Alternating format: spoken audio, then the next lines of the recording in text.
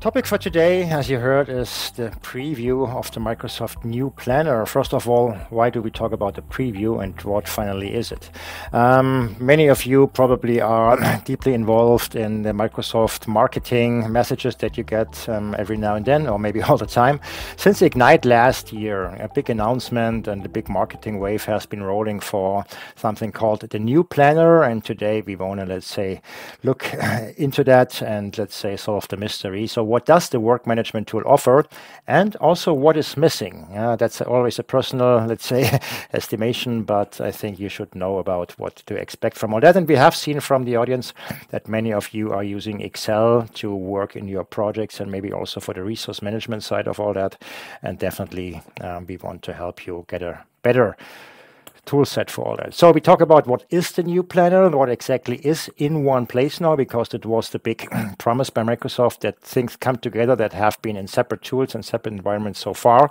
Where exactly do you find it? How can you use the New Planner? What's changing for the existing planner and product for the web tools? So what's the impact there? What enhancements do you expect if you change from basic to premium? How much does it cost for sure? Yeah, and there are different flavors and different licenses available. Of course, we want to see it live and in action, so we will, let's say, build a number of smaller projects and plans and task lists and everything else. And after that, when you get the first impression of what the New Planner finally is, we start thinking about what else could you wish for in a PPM solution, because tasks and plans and projects is one thing, yeah, to get project management rolling, but usually we see a much broader, let's say, range of features and functions that are needed. And we will have maybe 2 minutes sneak preview, a short demo of a possible solution that covers the other things that will not be covered by Microsoft New Planner. There should be enough room for questions depending on how quick I am today, but we should be good on that.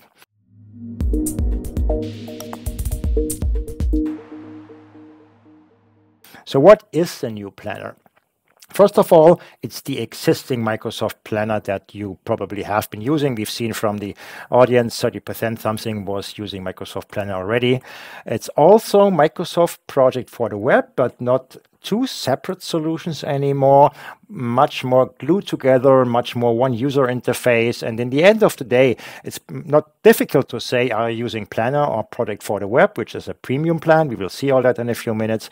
It really comes together also on a user experience. And I think that's the most important thing. Last but not least, Microsoft To Do, so personal task or task lists or shared lists play into that. And all this finally builds the Microsoft New Planner. What does it mean in detail? What does it mean bring together and consolidate all that? And where do I see all that? And that's basically what you will see in a few minutes also in the live environment. So let's look in more detail. What exactly is consolidated? First of all, New Planner consolidates a list of plans, which is a big benefit. Your Microsoft Planner plans and your Project for the Web project schedules that have been really in completely different environments so far can be found in one single user experience in one single list. So much easier navigation, and at the end of the day, things, let's say, get a lot easier for and more convenient for the user.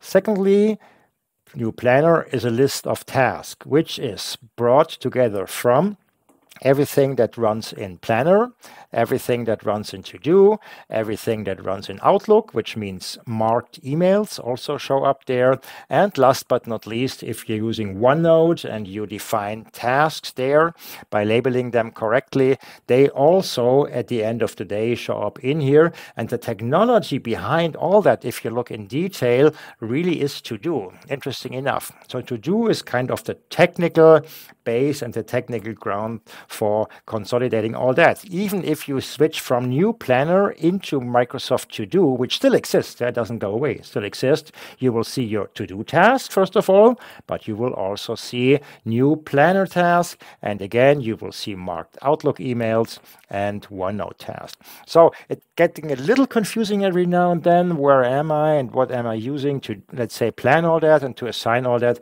But again, we walk through it step by step today, so you get a good understanding on which tool is finally covering which level of complexity and which tool is the best to solve a specific task that I need to work on. So consolidation is core of the message and core of the solution that we will see. Where do you find the new planner? It's not yet available in each and every tenant. The activation is still in progress, and you think back to the, let's say, first slide of this webinar, preview of Microsoft New Planner. So this is still in preview. It's developing over time. It's really developing week by week, as we can see. So don't be, let's say, too angry or too surprised or, let's say, disappointed if it doesn't show up in your environment. It will show up very shortly. The minimum you will get is, let's say, small banner, the yellow one, that a new version will be available soon. It's no dedicated app at the moment. You can only use the new planner in Microsoft Teams, which is perfectly okay. It's a starting point. And in the future, fall, more or less, we will see a dedicated app as well. How do you get there? You select a new app in Microsoft Teams on the left-hand side. You can open it in a separate window. So finally, Planner is showing up in Microsoft Teams as a Microsoft Teams app. That's how you get there. You can give it a try. In the old days, let's say 2-3 weeks ago, it was called Tasks by To-Do and Planner, something like that. I almost forgot about it now that I'm using the new Planner. Now it's Planner only, and that's the icon that you see. What's changing with Planner and Project for the Web for the ones of you that have been using either one or both of these Microsoft products? So Planner and Project for the Web still is a little more than is available in the new Planner. Why do I say that? Again, we look into it in some details. So plans in Planner, old existing functionality, are called basic plans in the new planner. So the new planner really has two flavors of, let's say, plans available: basic plans and premium plans.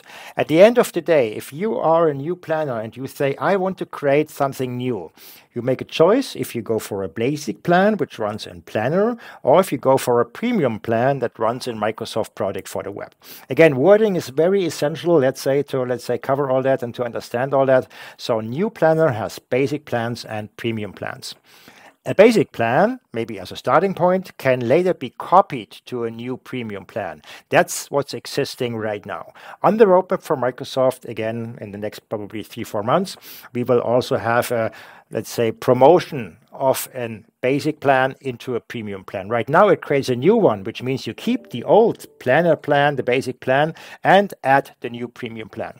So you need to make up your mind when to delete the one and then use the other one.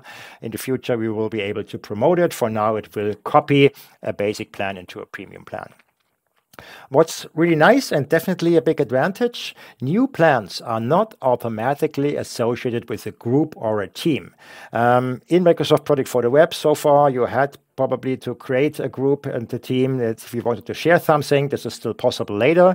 And until then, these plans remain private plans, which can help at the very beginning. When you draft something, when you start working on it, you don't want anyone else to look into it. Just use it as a private plan and later make it available to your team and share it with them.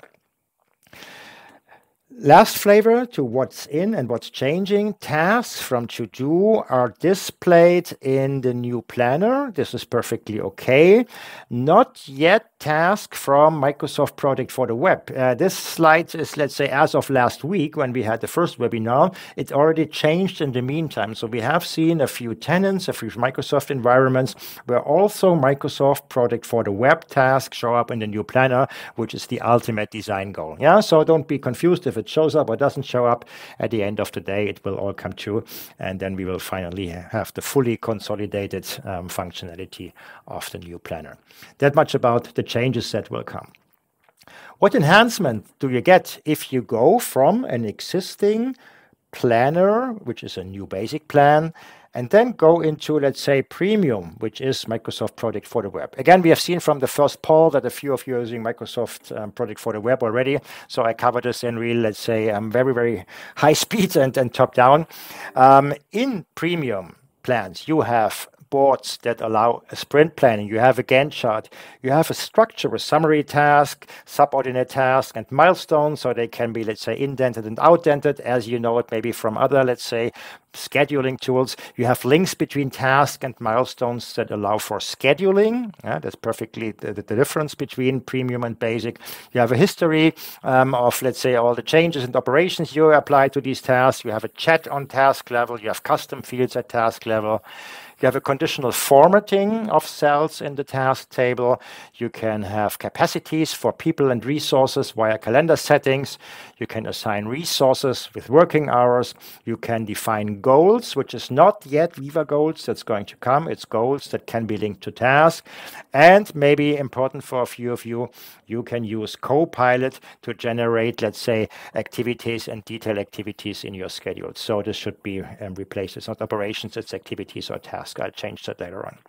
So this is everything that most or some of you know from Project for the Web, which is the premium plan now. Again, it will be, for the time being, the basic difference between a premium and the basic plan. Of course, this comes with a cost. And if you look into what you're getting and what you're paying for, each level of features has its price. Very easy to understand on one hand. On the other hand, it needs to be made clear before you go to your IT guys and say, hey, give me a new planner with premium plans. I've seen it last week and I definitely want to have it. To do is included in the business and enterprise plans for Microsoft 365. Planner with basic plans, on the other hand, is included in the enterprise plans, E1, E3, and E5. So this means, okay, if I want to use the simple version, planner with basic plans, it's covered in one of these former Office E1, E3, E5, now maybe Microsoft E1, E3, E5 licenses or plans. Planner with premium plans requires still Project Online Plan 1. That's what you know if you have been using Microsoft Project for the Web. Even, let's say, your new planner, if you want to switch from a basic to a premium plan, if you want to start a premium plan, you need to have a Project Online Plan 1 license available. And just a, let's say, high-level cost estimate here is what's being charged, at least in Europe, on a, let's say, common grounds. And this is, again, some money per month. On top of that, if you want to use the Copilot and Planner with premium plans, you need a Project Online Plan 3 license, which is another premium on top of the existing ones. As you can see, you have a choice on what level of feature you want to use, and each level for sure comes with a specific subscription cost, which runs on a monthly basis. One remark to Copilot. Copilot is available in so many tools and apps from Microsoft these days, so you probably have to check for an overlap with other Copilot licenses. There are Copilot licenses for Power Platform, for Power BI, for Office, for what do I know, for CRM. So many Microsoft apps these days have a Copilot license, and I think it's still work in progress to iron out which license of Copilot covers which functionality in which tool. Again, many things in the flow there. Just make sure that you don't, let's say, order two different ones that overlap at one point. You can check all that on the Microsoft site and get your prices for your country and your geo, and make sure that you have the right information at hand if you start applying for maybe the new planner. With all that being said, I would say let's switch over. Should not be death by PowerPoint today, and we go into our live environment. So I'm logged in here as a user into my environment. I have all of my settings up here in the different tabs. I'm in Microsoft Teams right now. And first of all, the new planner shows up here on the left-hand side. If it doesn't show up in your environment, just use the three dots, search for planner. It will show up in the list of apps here. So let's switch over. Let's switch over to planner. And this is finally what you're getting today.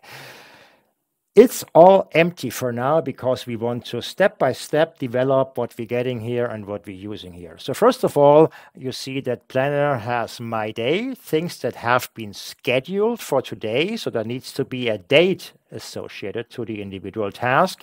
I have my task and I have my plans. Maybe I started doing a little planning beforehand, in different environments, but maybe for now, I just want to make sure that I don't forget something. So maybe for tonight, I need to buy some bread, otherwise I'm going to starve.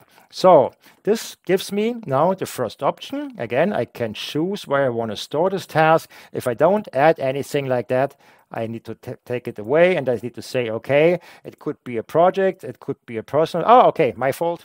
Okay, I'm sorry for that. Excuse me. I should go into maybe all, yeah, which starts with private tasks. So I'm better off here. I had the wrong button up here, and now I need to buy some bread again to make sure I get it this evening. So this is a private task. Yeah, private task shows up in the separate one in here. It's not yet assigned to me, crazy enough, and it's not a flagged email for sure. Yeah, so you have different, let's say, levels or categories of task, and this again is a private task. Because it is a private task, where is it handled technically? Technically, this is a Microsoft To Do task. So if I switch back to Microsoft To Do, the same just shows up in here. It's just a task for the time being. And now I can do, let's say, different additional things to make it a little more prominent, to make it a little more maybe important. Of course, I can do all the usual things I do, let's say, in To Do itself, just for, let's say, giving it a try. Let's go in here and say, okay, maybe I want to have a due date, which could be today. I could simply just add it to my day. Yeah, and adding it to my day will automatically do this. And finally, so now I have the same one, buy bread, available in task and available in my day, yeah, which is just a different category. It's just something that's due today. And again, if we go back into Planner and let's say check it out real quick, then it also shows up in my day here. So you see the connection between Planner and To Do is a very, very tight one and very direct one. Again, things scheduled for today show up in my task as a simple example.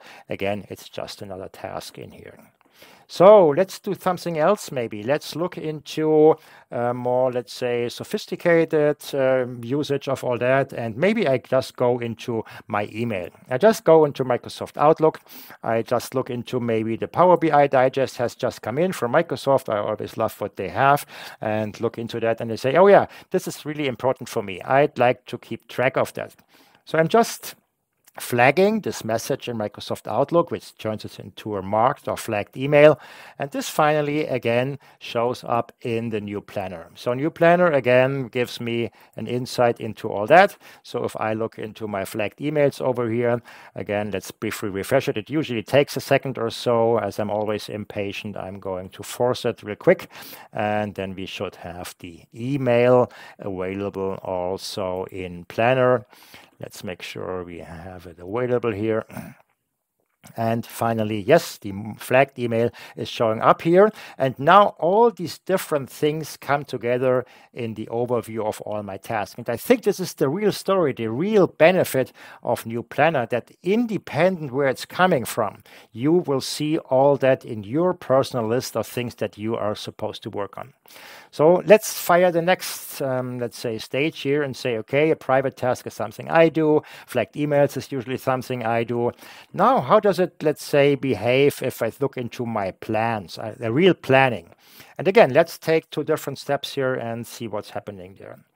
First of all, the creation of a new plan is deeply involved with different templates, with basic and premium, and really depending on what license you have or what license you can afford or what you'd like to do. Let's start with a very simple project management template. And you see, even for the templates that are available, you have a choice to use it either in basic, which is a planner plan, or in premium, which is a Microsoft project for the web project. Let's try both, I would say, and see what's happening there. So let's start with the basic project management. We just use the template. We just call it webinar as of today, 2024-04-17, if I get it right. I want to add it to my pinned plans for sure. I'm not going to create a group. I'm not yet ready to share it. I'm just creating a new plan. And you see, all this is the good old Microsoft Planner. You see it from the, let's say, different features and the ribbon up here. And last but not least, by adding this in here, it shows up on my pinned one. It shows up in my plans. Does it show up in my task? Oh, why not? Well, because it's just a plan. It just doesn't automatically create any tasks that have been assigned to me. And that's exactly what we do right now. So let's say we want to identify the goals and objectives. So I'm assigning this to myself. Let's just do this very first step in here. Assigning it to myself, of course, should make this available to me in my task. And again, it shows up in my task. It's stemming from the basic plan. And this is the first one that really has been assigned to me on a personal base. I inherit this from the project, from the basic plan. And now we say, okay, maybe I want to do an update. I just click on it. And I don't need to jump out into the basic plan or planner. I can do everything I need to do in here. A few things are not yet in there. Maybe they come, maybe I don't know right now. But at the end of the day, it facilitates the navigation across all my tasks greatly, because independent where I am, I want to look at the email and just, let's say, check, okay, I'm done with it. I can jump back into Outlook and read my email there. I can check off my Buy Brad activity and say, yeah, I did this already. So I can update all these things in here without jumping, let's say, to all the different tools that finally contribute to my personal workload. Let's do one last step in, let's say, the details in here. Let's go back into my planner plan as a very first step, and let's assign a due date just for, let's say, playing around. Let's say this is due today. What would we expect by making this due today? Well, I would say it should show up on my day, right? So let's give it a try and add today's date to this one. Let's go into this task down here. Again, assign it to me. And in this time, we say, okay, it's only due by Friday. So now I have a task in the plan due today. I have another one assigned to me due on Friday. What does it mean for my tasks? Okay, first of all, they show up in here. And if you look very carefully, you see the sun is shining again. So this is also part of my day now, because I made this with the due date as of today. And so it shows up in here. So in a nutshell, what we did, we started with an empty environment. We added different level of tasks and activities. And by having different level of details means assign it to someone, put a due date on the task. It will show up in different environments or in different buckets, I would more say. One environment is the planner, different buckets in here. And the exact same shows up also in the in To-Do. Yeah, also in To-Do, I see this one task that has been assigned to me. The other one will show up shortly. Maybe there's an important one, because let's say it's due today, and so on and so on. So you see, To-Do and Planner is kind of the same game, just a different user interface, same technical database, and now you have different options to do all that. One very last point on this one. Let's create one more plan right now, and we go into a new plan now. Again, we go for project management, but this time we take it more serious. We want to create a premium plan, which is a project in Microsoft Project for the Web. Again, let's use the template. Let's again go for the webinar 2024-04-17, but we call it the project now. I'm going to create it. And as easy as can be, I just apply the template in here. And okay, it takes a second longer. Maybe a number of tasks will be created. I hope it comes to an end in the next few seconds because the clock is ticking. And if not, I jump back to my slides and give it a check maybe in a few seconds again. Okay, let's force one more in here and hopefully everything has been done. Again, it's still a preview, so don't be too nervous about things showing up and not showing up. Okay, it's obviously in here. It looks like, okay, this is a Microsoft project for the web schedule with the task, with the indenting, with dependencies between them, with a timeline or a Gantt chart. Yeah, the usual things you would expect from a Microsoft project for the web project. Same story. Due dates and assign to lead to personal tasks in here. So with all that being said, let's briefly jump out of the demo and continue with two other topics I'd like to cover. Now, very nice, convenient, appealing user interface to do work management, tasks, to-dos at different level, personal, flagged emails, planner plans, basic plans, Microsoft Project for the web projects, premium plans, everything in one place. Nice. What else could you wish for? And again, I'm not going to read all that to you. Many of these things are available in different tools or not available in different tools. And just a sneak preview for the last maybe 60 seconds on this webinar today is something like this is available. And of course, we offer it, let's say, as a commercial off-the-shelf product. It's not custom built. It's really an off-the-shelf product. It's called TPG Project Power Pack. And it adds many of these project management features and functions to the very basic resource planning, scheduling, and action item and to-do functionality that we have in here. So let's briefly jump over into one of the environments that we're having. We are now in TPG Project Power Pack in the scheduler version, and I'm just logged in with my account. As you can see here, I have a number of functionalities on the left-hand side which go across single project management. I have my own, let's say, data that is important for me. So I look into a number of action items, my active projects, some risk, and some issues that have been assigned to me. Let's briefly jump over into one project and look into it and understand better what we have there. So a single project consists of a number of tabs that describe the project content. First of all, we have project details, which means project master data that we need on the reports for sorting, filtering, and grouping. We have a number of KPIs, and we have totals for the project that are being used in the different tabs up here. So, for example, let's look into the schedule. The schedule itself is a classic waterfall schedule, so top-down activities and milestones linked to each other, and you see you can do a number of, let's say, icons there. You can do a resource management best practice in assigning people to tasks if you want to go this level of detail. If you're not interested in planning at this level of detail, we have a second option here, which we call a resource plan. And the resource plan would allow us a top-down planning of people at project level. Yeah, so Alex has been assigned for support in the year 23 in March for some 10 days. The system is showing me in a graphical indication in the heat map how the resource situation is working in overall. So detail resource management, top-down resource management at project level. Of course, you can plan cost at project level. So you can, let's say, plan different things in here. And it's always the same story. The first 5 tabs are good for planning the project. All the other ones on the right-hand side are usually during the execution phase of the project. There's a simple example.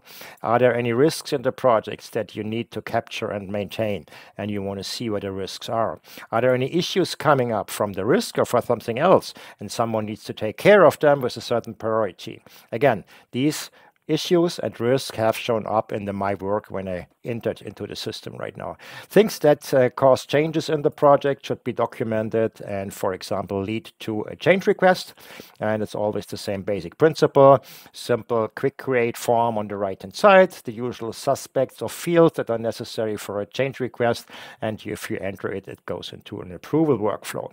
Last but not least, let's look a little bit into the actions that we have in here. So actions would mean, okay, are there any things that need to be done in the project, like individual to-dos for specific team members with a status, with a Kanban presentation? These are not the activities in the schedule. These are available on top of it. So all that about a single project. Of course, we can go into a project status report as well, and finally show where the project is as of today. And the status report finally pulls in all the data from the project. So what is top-level information? Where are the KPIs? What's the current status of the project? And a breakdown of the project artifacts that we have in place. There was no change request, so that's why this one here is empty. All that about a single project, following a project lifecycle with approval workflows between the different lifecycle stages. As we have many projects, usually we can look, of course, at all the projects that belong to me. So these are my active projects with some KPI information. But of course, we have a higher level project overview where we can see the entire portfolios of projects that are accessible to me. Of course, there's a security model behind which projects are you allowed to see and which projects are you allowed to change. Last but not least, projects can be collected in portfolios and in programs. A portfolio usually is a subset of projects that belong together. They have a top-down budget and they have a bottom-up budget. We can look at the project themselves that belong to the portfolio at this level, and we can also look at the portfolio priorities. Yeah, so for example, we have a number of projects in our portfolio right now. We look at the priority of these projects, but we may have other projects waiting out there. These are project requests living out here, and maybe we should look into them and better understand if they deliver more value, if they deliver more benefit to my entire portfolio, and rearrange what projects we are working on. Last but not least, and this will conclude today's webinar, we do have a timesheet built into that, so team members can track their time at project and task level. There's a submission and let's say proposal for the timesheets that finally then update the project schedules. Long story short, single project management, portfolio program management, project request, and last but not least, a very nice and very usable so-called resource plan, which gives me an overview across my departments, my resources, and their total allocation situation, and again with a heat map to easily understand which areas of my schedules do need some change and some decision by me. That much about sneak preview of TPG Project Power Pack. Thank you for listening and hope to hear you soon and explain you in some more details.